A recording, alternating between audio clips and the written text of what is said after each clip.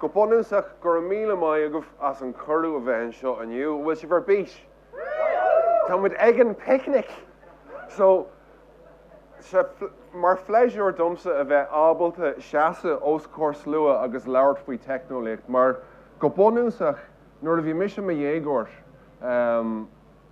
bhí ga príomh catha bhaimsear agamsa an Gaeilge agus an teicneolaíocht. Agus ein duine gur féidir le catha bhaimsear an cinál sin is snathú le chéile agus gara me dhéana asú tá siad a déanana go maiid. So, mar a dúir Thomas an sin, tá me gobar le acha na hOllscolaíochta Gaeilge agus bí meid déanana gach cinál módúil agus córsa ríomhaireachta mar chud do mo chud ibreann sin. Agus go maiile sin tá me a déanana cinál craoltóireacht faoi teicneolaíocht le blianta fada. Thosa me 25 bliain ó hen le Raidió na Lifa agus feicim lads Raidió na Lifa sa seom. Agus an sin bhog mar raige RTÉ agus bí mar Raidió na Gaeltachta go minic bí mar telefís le RTÉ agus TG4, bí mar BBC, News Talk, Radio Fáilte am go chéile, Radio Rírá, so timpeall na háte ar fad. Ach, mar chud den obair sin, fáim deis labhart faoi gach cinál teicneolaíocht atá. Ach, is dócha Intleacht hAirge an ceann atá, is dócha I mélann phobal faoi láthair. Tá sé athrú an gcaoi a n-iontar rudaí ó thaobh ríomhaireacht agus a leithéid. So, tá mo chun tríle bhaint as an clicar seo le feiceáil a bhfuil sé gobar. Tá sé gobar, so tús mai. So, cadé atá le Intleacht hAirge, céir é, so córs ríomhaireacht atá le tascanna a dhéana a éilíonn faisnéis déine deaganá. So, cad is bríle sin? Deaganá bíonn ar duine rud a chéint a chruthú ar an ríomhaire. Le Intleacht hAirge is féidir deire a chur le sin agus iarda ar an ríomhaire a dhéana. Now, ní hin le rá go bhfuil an ríomhaire chun mhaid chéine leis an duine. Cárar bíonn an ríomhaire mícheart. Agus ba mid a feiceáil sin níos muile. Nach míon Intleacht hAirge go thomlan crainn agus go thomlan ceart. So ag bogú ra an seo, is dócha tan meon seo ann go bhfuil Intleacht hAirge ó nua. You know, go bhfuil sé díreach aníag toiseacht. Tá sin mícheart. Tá Intleacht hAirge ann leis na blianta fada. Agus cur tús leis an cinál togra Intleacht hAirge seo sna caigadaí in Coláiste Dartmouth. Agus le 7 bliain agus oscionn 7 bliain tan taide seo ag leanúnta ra pís ar físa agus annach chud opair breise a dhéana ar Intleacht hAirge. So, is dócha nuair a bhí mise san Ollscoil fadó, rinne mar modúil ar prólag agus sin cinál riomhchlárú léacha agus go bonúsach níl in Intleacht hAirge slá taniu an ach tógáil ar an cinál léach sin. So, is dócha an rud a dachraí an cur chuige go thomlan ná san na nócadaí tháinig machine eolalam isteach. Sa chuíos go raibh an machine ábalta fálam as is dúm féin, rudaí a chur I daisce. Agus ag an am céine thosaí an cinál trach idirlín seo a eicem with aniu. Agus crothis sin lura cosa, fa chunne gach duine, gach rud, gach imeacht, agus gur féidir na daoine sin, agus na himachtaí sin, agus na háiteacha sin ar fad a snathú le chéile. Agus leis an machine eolalam sin, is féidir tús a chur leis an domhan eolalam. So, deep learning, agus an rud atá ag tarlú sin ná go bhfuil na rudaí ar fad á cheangad le chéile. So, má tá lura cosa fáic ag duine amháin agus duine eile, agus go bhfuil siad mar cairde ar líonra sóisialta. Tá lura cosa sin ceangad le chéile. Mas rudaí go bhfuil muidne sa seomra céine an seo aniu, agus go bhfuil is a Google Maps ghuailmid ar fad sa seomra céine ag an am amháin. Tá muid ag fágáil lura cosa digita, agus is féidir sin úsad amachchan seo fa chunne an teicneolaíocht agus an Intleacht hAirge. So ag bogú ra an seo, teanga go mionlaí agus an teicneolaíocht. Is dócha nuair a thosa mise ag obair san achaidú 20 bliain ó hen, an céad rud a rinne me ar an céad lá, ná thosa me ag obair ar aistreachán dhéana ar an céad pocaiste ifige riamh a bhí aistrithe go Gaeilge. So ag an am sin, ní raibh próseálaí focail ar bíon Gaeilge. Agus bhí sé sinna crú faiban í móra, mar agus tú dullas jacadí seo mar ranga le beidir modulíana na pácastí ifiige sin. Muna bhfuil siad ar fád sa teanga a na bhfuil tú teagasc tá faiban. So, thosa muid in an taistracán seo, ghlach sé beidir trí go ceir a bhí an taistracán íana ar an pácaiste próseálaí focail. Beidir na nachanna cainte, na canapia ar fada aistrú agus a lehead. Open office an tanam a bhí ar an pácaiste. An Fibeatán na níl go leor daoine ann le aistracán íana ar gachrad, agus an aspa n-áirítear atá chomáid, níl an targadán na rudí seo chur ar fáil, agus dígrasóirí gobar go Jonach deagana atá. Deachar freastal ar gach aon duine agus gach teanga I rith na hama. So, an rud a rinne an saoire seo, forman cód sin a bhí agam fadó, I Méarla, agus díorma ar Intleacht Shaorga, an cód céine a aistrú go Gaeilge. Glach sé ceir a second. So, bhí freigur na ceiste agam, in ceir a second, seachas ceir a bhí. Agus níla déine ach sin a lódáil arás isteach sa fácaiste agus aitheanta go Gaeilge. Agus tá sé sin ag athrú an chuan a n-ionad rudaí ó thaobh teanga comionlaí agus go speisialta an Gaeilge, gur féidirling fanacht stús candáta I rith na hama.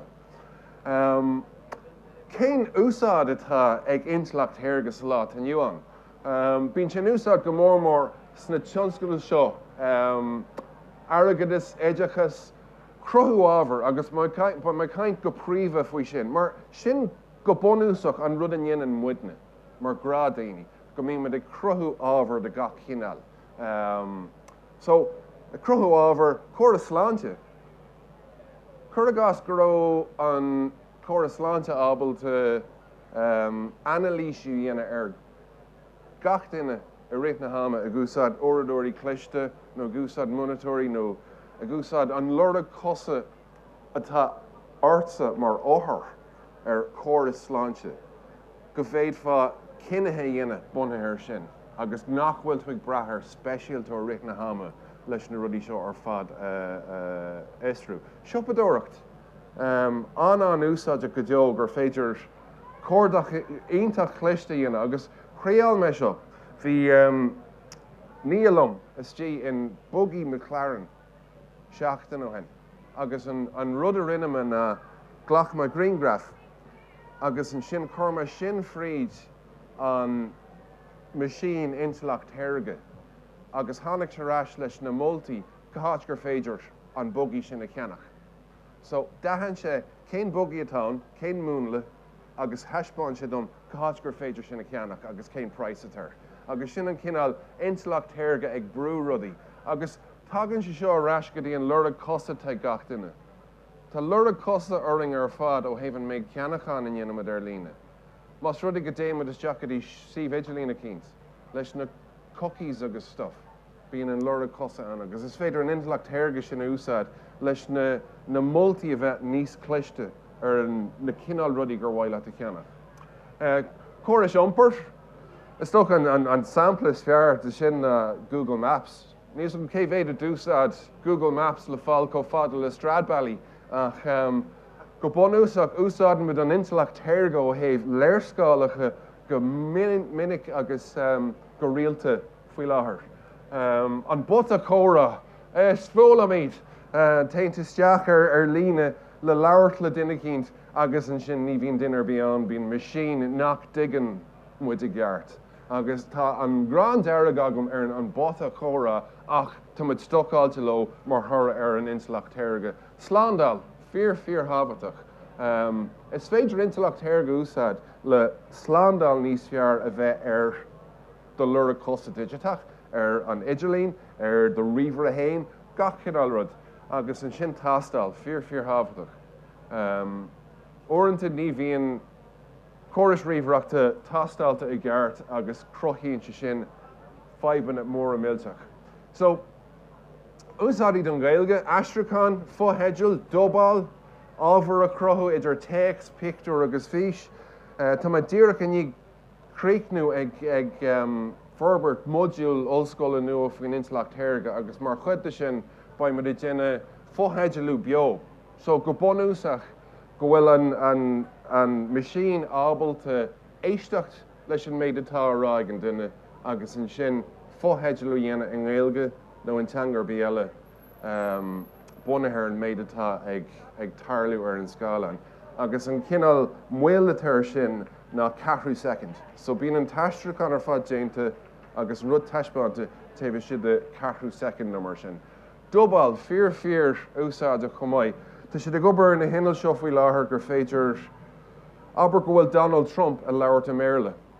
Gur féidir dubal dhéana bio ar Donald Trump.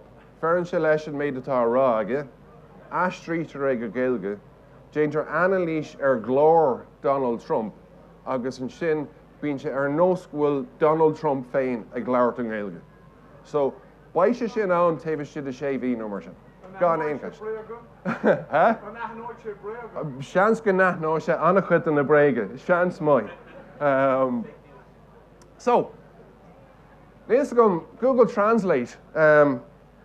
Hánig Google Translate amach beidir 20 bliain ó hen ish.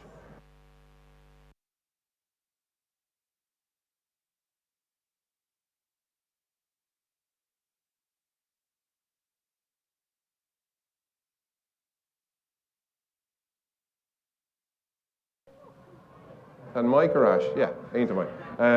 Níos go mar chrial ein duna vigilín a chuiristeach in Google Translate, but tan caidan ar an astrachan sa Gaeilge ag deasú a gcónaí agus seo aon tú. So, RTE.ie, taobh siad a cúpla second. Astraithe go homlan, agus is féidir scéalar bit ar RTE a léamh in Gaeilge. So, ibró sin ar vigilín ar bit. So, leis na thuirlaisí nua seo agus an snasata curtha orthu is féidir an New York Times a léamh in Gaeilge a luachia is a curtha ar fála. Is féidir an Shanghai Post a léamh in Gaeilge a luachia is a curtha ar fála. So tá sé seo ag athrú go thomlan an méid ábhar tar fáil in Gaeilge agus gur féidir an stufa úsáid láithreach. Ní gá aon duine. Now níl an taisteachán céad fan géad ceart. Ach tá sé ag dreide midró beidir nó go fan géad. Tá sé a bhád níos fearr ná mar a bhí roinn blianta hen. Mar go bhfuil an ríomhre ábalta foghlaim as a stúm féin inis. So, ag bog aráid, ChatGPT, bhí Tomás a labhairt an sin faoi ChatGPT. Muineann si bhúsad as ChatGPT, gach duine. Éon mach léon Ollscoil an seo, a scríban astí le ChatGPT. Go bunúsach ionta cuachtach ar fad, agus tá caidan astrachan ag fiosú a gcónaí ó thaobh na Gaeilge. Ar chriail sibh an Gaeilge ar ChatGPT riamh, yeah? So is féidir annach chuid a dhéana trí bhean na Gaeilge, agus faoi láthair támuid ar ChatGPT 4 agus sin an leagan is uair tar fáil. Go bunúsach tá ChatGPT sé forbrathe hena féin, but tá siad faiteach é a chur ar fáil faoi láthair, mar níl siad seoráilte mai siad ábalta é a chuinál faoi smacht. Agus go bunúsach tan leagan seo ábalta foghlaim go thomlan as a stúm féin. So go bunúsach an rud go féad fá dhéana ag an bpointe sin na leabhar gramadí na Gaeilge a cheolú isteach, foghlaimíonn an ríomhre an méid atá sa leabhar sin agus curtar a bhaime. Agus sin an cuacht atá leis an leagan sin de ChatGPT, but gan doubt by sheer fáil taobh siad a bliain eile. So ar cordúing a bheith faiteach faoin na teicneolaíochtaí seo. Is dócha go bhfuil réachtanas an réalacha beachta leagadh síos láithreach le gur féidir smacht a chur. So caithí na cólaachtaí, eagraíochtaí agus rialtas teach le chéile agus réalacha a leagadh síos le nach bhfuil a leheadí deepfakes ag tarlú a réit na ama. Níos go bhacha sibh an picture sin den pápa ag caithe an pufa jacket. Agus bhí gach duine cinálín a rá, wow, tá sé co-hip agus cool inis, ach deepfake a bhí an. So ag bog ará sampla, okay. So bhí meid swinmh céirtí de samplaí gur féidir úsáid an seo. So scríomh gearscéal 1000 focail le stíl Dan Brown faoi achtra a tharla ag electric picnic 2024, fis car, okay? So, swinigi near Ort mission sa question, Cadas Baile electric picnic, Coil Share Shul, Tain Rud atá Toka na Tegel. So, Kajaya Hanagamach. So, Code na Duncre, Actra, ag electric picnic, fis car. So, ma Archimedes show, vi an Dr. Rebecca Lynch, Sanolier, Hangoliacht, Arsa, agus Code Haroon there, Ceann na Dini vi láthir. Ní raibh con an ceol nó an Intleacht of Lasha, ach tiisgur chur taide rúnda bhí á dhéanaí a dro an éile seo. Bhí léamh eici lámhscríbhín a bheith agus té sé rai. Is stíl Dan Brown. So, go bunúsach, tháinig an scéal sin arás in 2 seconds. Okay? Mar seo. Bam. Agus thosaí an scéal ag scrollal agus sin. So, tá míle focail sa gghear scéal sin. Mas rudí bhfuil se bh géirí an rud eile go léamh chuir masús ar exa agus is féidir an scéal sin a léamh. But just taisbána sin cóchta tala seo. So ó thaobh crothú man, tá an Intleacht téirgean is sa fóca agin. Níos go mhacha sibh an ústáú ar aon le Android, nó bhfuil an iPhone generation sa siomra. Ar Android, tháinig an ústáú seo Gemini isteach le roinn seachtaí anuas. Sin go bunúsach Intleacht téirge I de fócanis. Is féidir ein rodíana. Is féidir ein cinál ábhar a crothú, agus inasce. Microsoft Copilot anis fáil comai an riomhar deisce ar an phone, ar Xbox agus ar gach cinál rud a dhéanaan Microsoft. So ag bogu rai, ag crothú graficí, ar chréal sibh graficí a crothú le Intleacht téirge. Picturí. Now, Taisbáin seo, rinne mar seo le Copilot, Microsoft Copilot, agus taisbáin se bhfuil cinál freagracht sóisialta, cinál éigean ag Microsoft, mar an ceiste churma ar Copilot a dúspáir na crothí picture de Kylie Minogue ag ceol ag electric picnic fis car. Agus ní raibh sé sásta a dhéanamh, mar go bhfuil an Baile ann gur deepfake-atán. So ní raibh sé sásta ghlachu lei sin a chuireadh mar go raibh Kylie Minogue lúta sa ceist.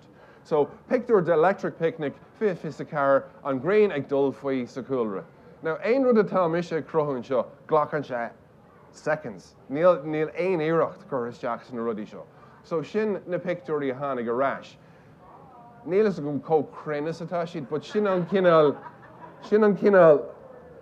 íomhá atá ag an riomhre den bhéad atá gceist le electric picnic. Agus feicimid bhfuil an stíl cinálín eclectic agus má haon sibh síos go Fishtown agus bhí Jerry Fish a ceol ar air. Sin an cinál rud a bhí an.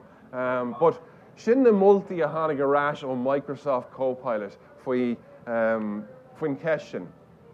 Ag bogur rai, obair stadaí, obair téigeartha déanta ag Coláiste na tríóide le 20 bliain anuas. Muine sibh úsad as obair, ar chraol sibh rí, a thula sibh rí faoi obair.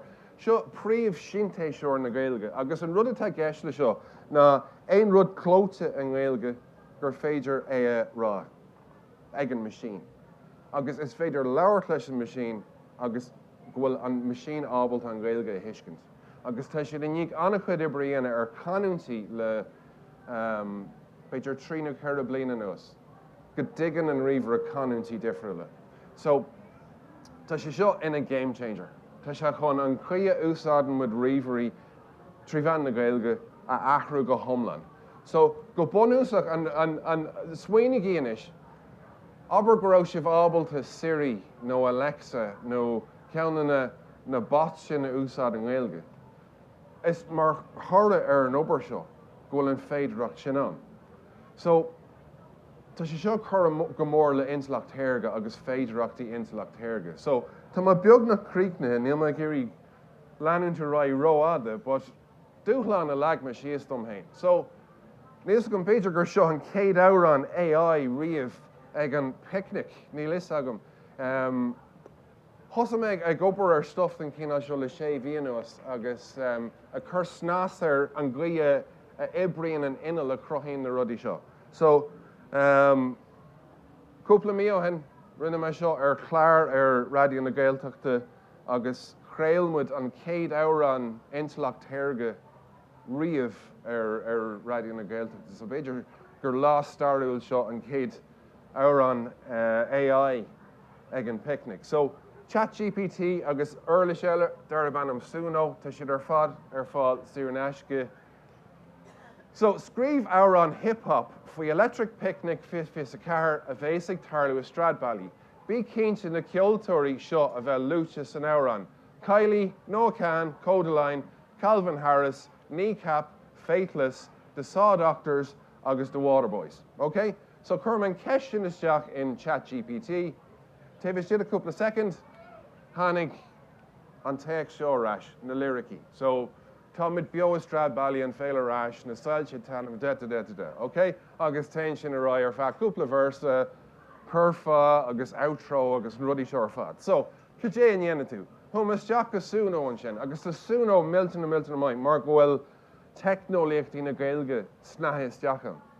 Agus Sweenigi Kahmisha den nomid. Nís luna den nomid a crohusho. Neil ein euro curstjach. Ein botun a town tan botun on. Okay? Near Achram or Rudderby. So Tamanik an takes a gramus jack and show hip hop R&B Irish na troracha a hugma o haven rudshaw ginuns agus and shin vruma create. Okay? So show an hour on Sulum ganibroisha. Yeah.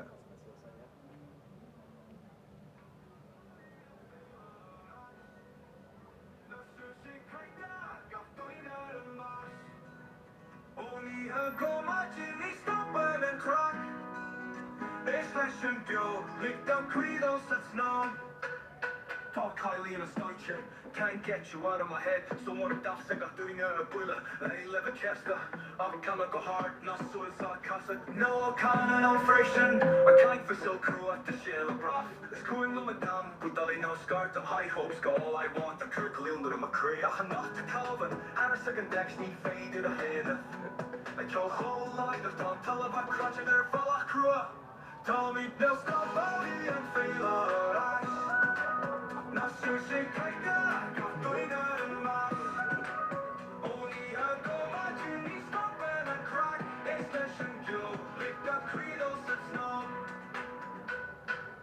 Kneecap with a mic, a little kid ticking.